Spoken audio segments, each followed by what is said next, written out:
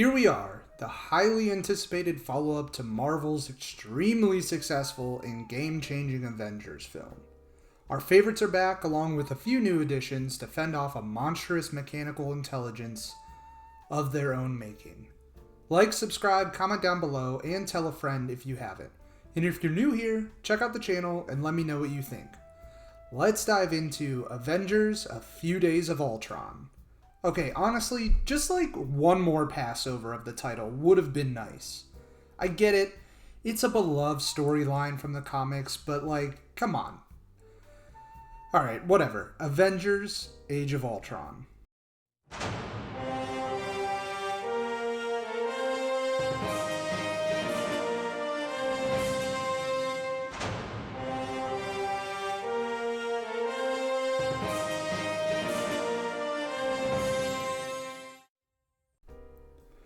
I'm not going to be the one who says that Avengers: Age of Ultron is the best Avengers movie, because it's not. In fact, in terms of all of the combining factors that make for a good movie, it's the worst of the four.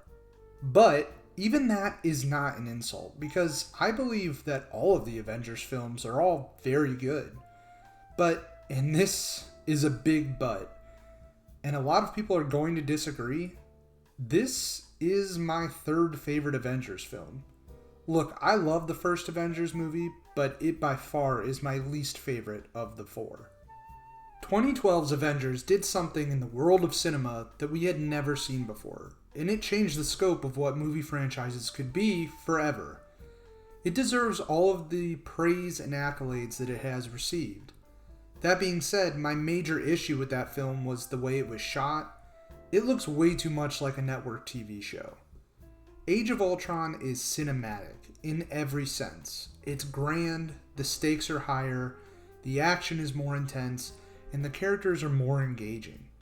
Where Avengers served as sort of a bombastic, fantastical, and lighthearted coming together of this team, My Week with Ultron, however, takes a turn. This movie puts our characters' flaws, vulnerabilities, and mistakes front and center. And that's where this movie succeeds.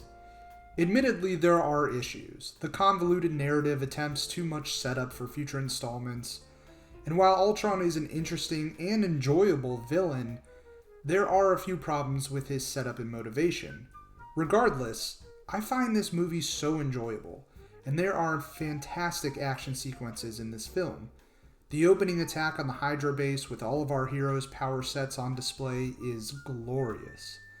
The elaborate car chase scene in Seoul is chaotic, and that last half hour, I would contend, is as good as the last half hour of the first Avengers. It's ridiculously fun. But where I think this movie shines the most is in its smaller and more intimate moments. Where the Avengers did a beautiful job introducing these characters to each other and establishing their relationships, My Weekend at Ultron's really defines these characters' dynamics, not only for this film, but the franchise going forward. This is the best entry in the franchise that showcases the Tony-Bruce bromance. It's great seeing them just nerding about in the lab, bouncing off one another. This film also elevates Hawkeye to a more prominent role. He has some of the best personal moments in this film, utilizing his experience as a father to inspire Wanda. I would also say that this movie really is the catalyst for the wedge that gets driven between Tony and Cap. I know a lot of people despise the attempted Natasha and Bruce romance, but I honestly don't mind it. I understand the complaints about it. It sort of comes out of nowhere, and we really never see it again because of the events that play out after this movie. But to me, I like the badass deadly assassin falling for the reclusive, awkward geek. And the more I rewatch this movie, the more chemistry they have. And the scene where they debate their situation and the possibility of running away together is one of the more compelling and heartbreaking scenes in A Night Out with Ultron. The whole sequence where the team is hiding out at Hawkeye's farm, bantering back and forth, it's electric. This movie soars in these smaller moments.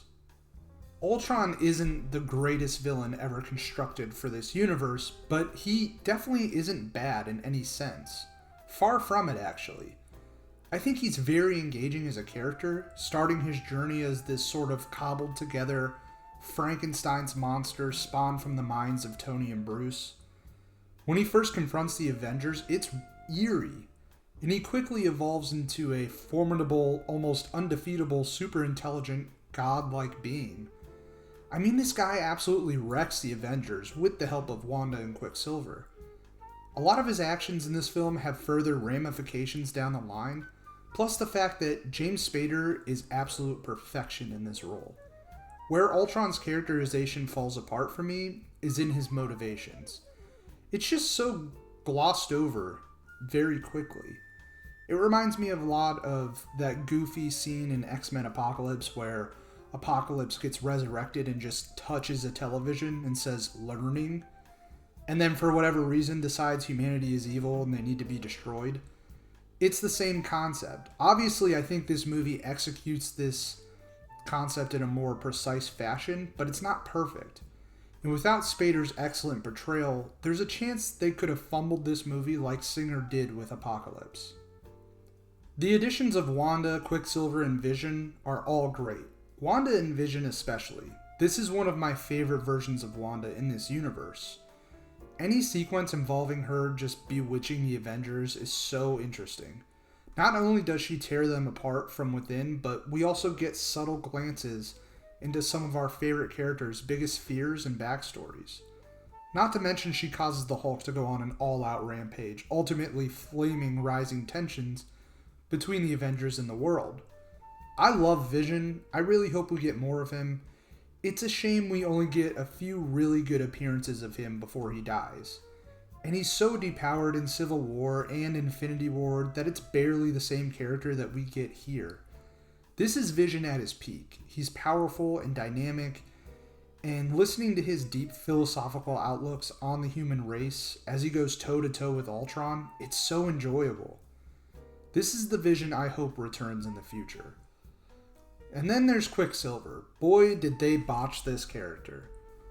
It didn't help that the X-Men universe committed to the same character at the same time and did a better job with their output.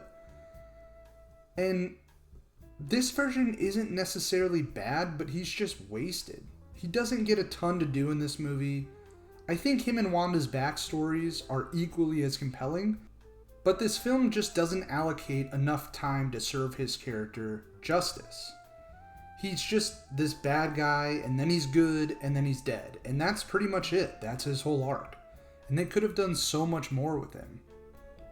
Overall, this is a good, contained narrative, but the constant attempted setup for the wider universe can be head-scratching at times. The whole bit where Thor goes off to the seeing pool, or whatever it's called, is just sort of tossed in, and it feels like an afterthought. Then in the post-credits scene, it's basically alluded to that somehow Thanos was puppeteering the events of this entire movie, which doesn't really make any sense at all. He just knew the Avengers were going to retrieve Loki's scepter, and also somehow knew that when they did, Tony would create this being that would eradicate humanity, all while uncovering the Mind Stone. It's pretty ridiculous and convoluted, and you don't need to connect it to the wider universe that much. The Mind Stone itself is the connection. You don't need the big bad directly connected to every single plot thread all throughout the entire franchise. It's just, they try to overdo it a little bit in this film. Even though at times this movie feels overstuffed and its story can be a little too ambitious, it continues to be a very entertaining follow-up to the Avengers. I find it's always difficult to gauge and rate a sequel because no matter what, you're always going to compare it to its predecessor, which is almost universally loved. It's just the nature of sequels in the movie industry. But I think A Fortnight with Ultron is able to stand on its own 2 feet. There are some things that it doesn't do well, but there is a lot that it excels at. It's no Dark Knight or Empire Strikes Back, sure, but it's everything you'd want a sequel to be, and it's good. And I think it deserves more respect than it gets.